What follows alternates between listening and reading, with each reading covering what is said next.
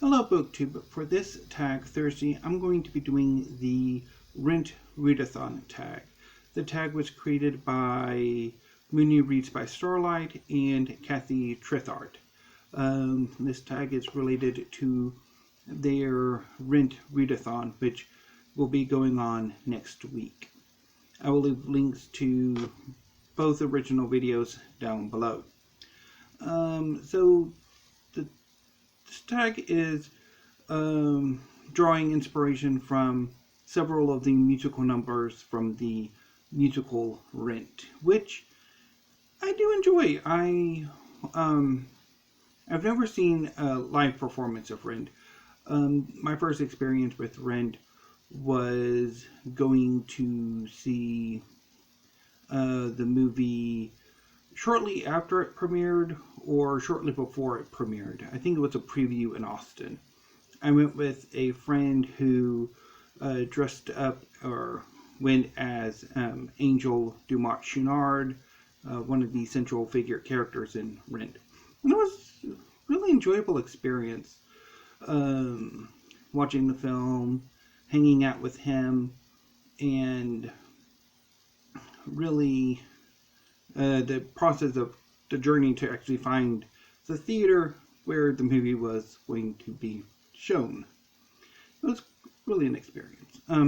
So let's get on with the questions, and at the end I'll mention my favorite songs from the musical and film. Really prefer the original cast recording than the movie one, truth be told. But anyway, so question number 1, Over the Moon. This song is sung by Maureen during a protest. Tell us about the weirdest book you have ever experienced. For that, I'm going to go with Autobiography of Red by Carson. It's a poetic novel that reimagines the mythological character of Jorian and his relationship with Heracles. And it's fascinating, complicated, and very, very weird. I read it for a senior English lit class where the professor basically got to do whatever the hell they wanted to do. And the professor, he was a poetry expert. His area of interest was poetry, and he decided to do a course on poetic novels, and it was an amazing experience. Autobiography of Red was one of my favorites from that class. Okay. So the second question, Seasons of Love. This is probably the most famous song from the musical, and it's one of the ones in which the whole cast sings. Now tell us about a book that doesn't center romantic love. So by this question, I'm assuming it's that romance isn't the central plot point. That if there is romantic love, it's a subplot rather than the main focus. And for this, I'm going to go with The Master of Go by Yasunari Kawabata. This is a novel in which the main focus is on a Go match between, I'm drawing a blank on their names, but it's basically it's an older, more established master of Go who's really the focus of the novel and on the narrator's attention, and his younger challenger. And this book is amazing. One of my favorites by Kawabata. And there's really no focus on romance at all. Both protagonists are married, but I mean, it's really the game of Go is the central focus of the book. Question number 3, Santa Fe. So, New York City in the late 80s, it's a probably it was a shithole. And many of the characters have dreams of leaving and moving to Santa Fe, which seems to have been a much, at least warmer destination. Whether or not a more accommodating destination, I don't know. Tell us about a book that involves travel. For this, I'm going to go with a fantasy. Kings of the Wyld by Nicholas Eames. So in this book,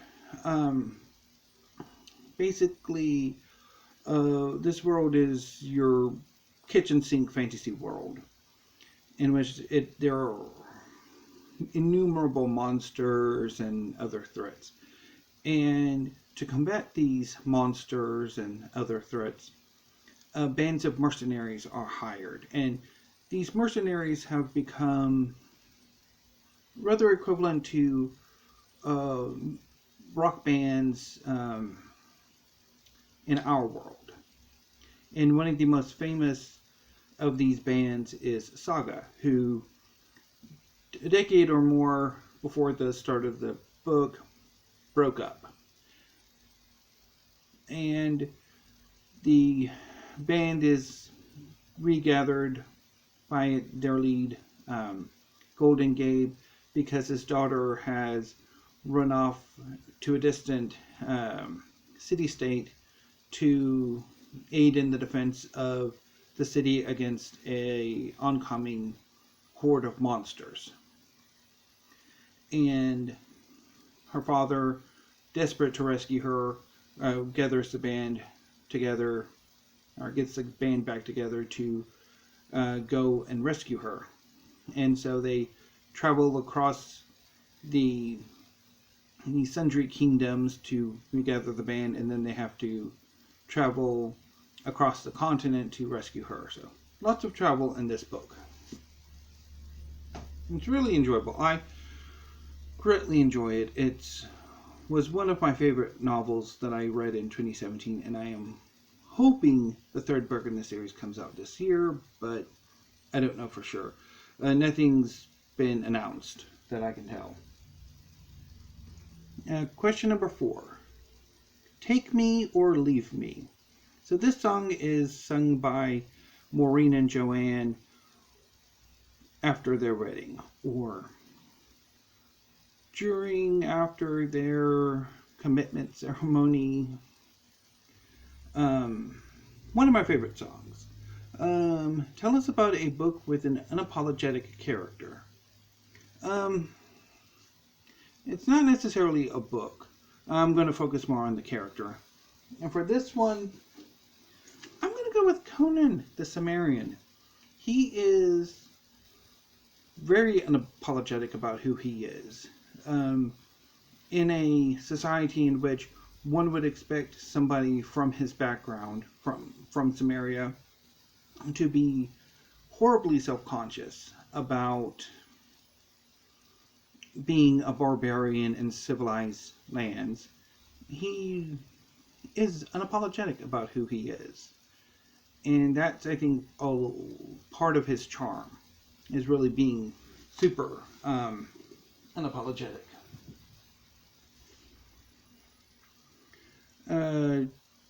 Question number 5.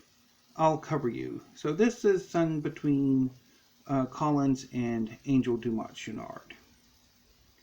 Tell us about your favorite literary couple. I'm not entirely sure how literary this would count as, but I'm going to go for it. Billy Kaplan and Teddy Altman from the Young Avengers. So the Young Avengers are a superhero team who drew their inspiration from the original Avengers, and many of them have some tie or other to the original Avengers. And Billy and Teddy have been mainstays of the team since its inception. They were 2 of the 4 original founders, and they've been in a relationship pretty much since the beginning. And their relationship is just amazing. What little we get to see of it, because Marvel has sorely underutilized the Young Avengers for a decade or more. I mean, they really deserve an ongoing, but it's only fits and starts that they get a book or a tie-in to whatever major events going on. Although I guess you can argue, if after Alan Heinberg, the original writer, left the book, if any succeeding writers would have completely butchered the team, as is not terribly uncommon. So, anywho, but definitely Billy and Teddy are my favorite literary couple. Number 6, Out Tonight. So this is sung by Mimi. Tell us about a character whose personality cannot be contained. For this, I'm going to go with Severin Unk from Catherynne and Valente's Radiance. So Severin Unk is the daughter of the famed filmmaker Percival Unk. But instead of going in her father's footsteps and her films being dramas and gothic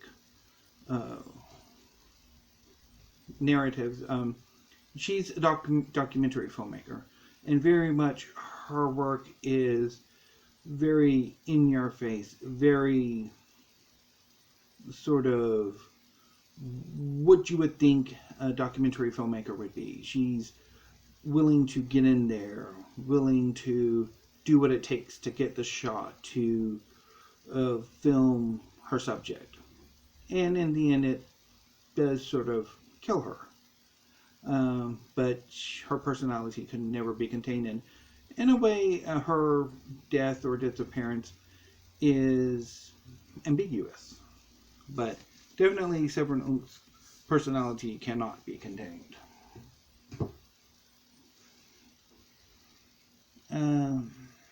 Number 7, Without You. This is a duet between Mimi and Roger. And tell us about a sad book you enjoyed. I'm going to go with Culture in the Third Reich by Moritz Vollmer. This is an amazing look at how culture was organized during, shortly before and during the fall of the Third Reich. It is an amazing book, but it is also deeply sad because there's a lot of fear, a lot of creeping terror, and that, I mean, people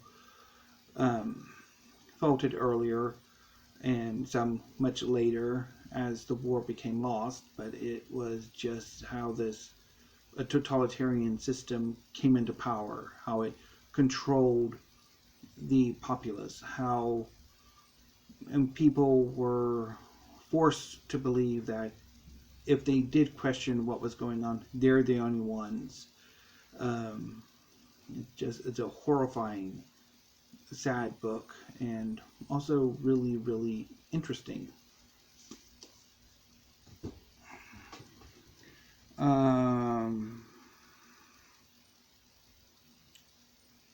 Number 8, One Song of Glory. Tell us about a character who got a second chance. For this one, I'm going with, let me check on her. Zayn from The Stars Are Legion. So in this setting, this is a space opera. There's a world ship, a massive, well, technically it's a solar system ship, in which a number of planetoids or mini world ships are connected. And many of these worlds are at war with each other, particularly the outer worlds. Some are looking to escape, others are trying to conquer other worlds as their resources begin to falter. And Zayn is a mysterious character. She doesn't know who she is. But when we first meet her, or the reader first meets her, she's waking up from a failed attempt to go to this one mysterious world. And she's gone through this process innumerable times of trying to reach this world, failing, and coming back. And in this story, it's her however manyth chance to get it right. And eventually she does.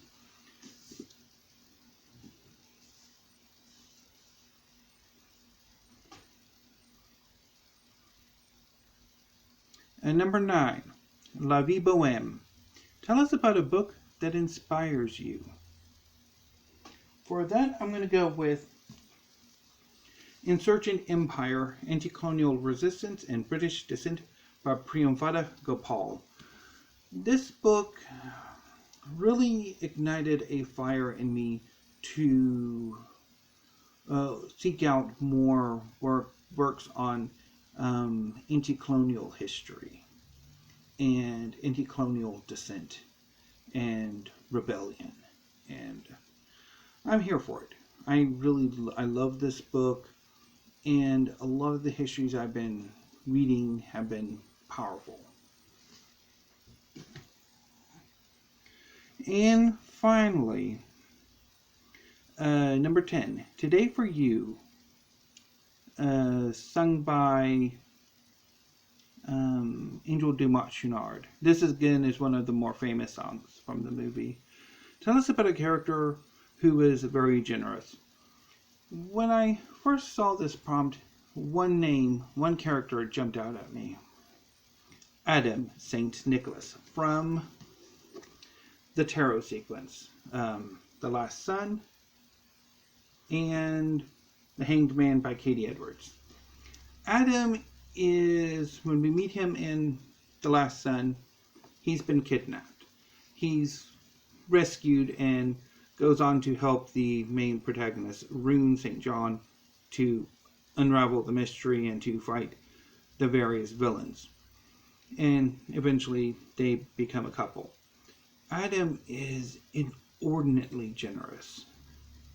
He offers aid and assistance to Rune and Brand above and beyond what's necessary. In fact, Rune and Brand honestly sort of become dependent on that assistance, that generosity. It's just an amazingly generous character. So, yeah.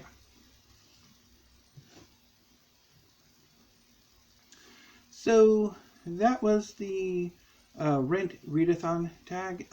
So, my favorite songs from Rent.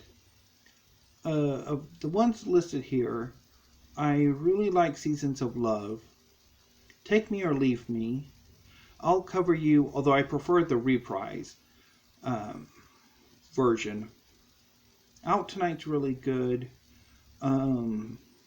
Without You, I love. Vie Bohem, I love. Today for You, love it. I also really like Finale B, the last song in the musical, and probably my favorite song is What You Own, which is sung by Mark and Roger towards the end. So, anyway, if you would like to do this tag, consider yourselves tagged. And I will see you tomorrow with the weekly reads. Thank you, BookTube. Oh, and before I forget, have a great afternoon and stay safe.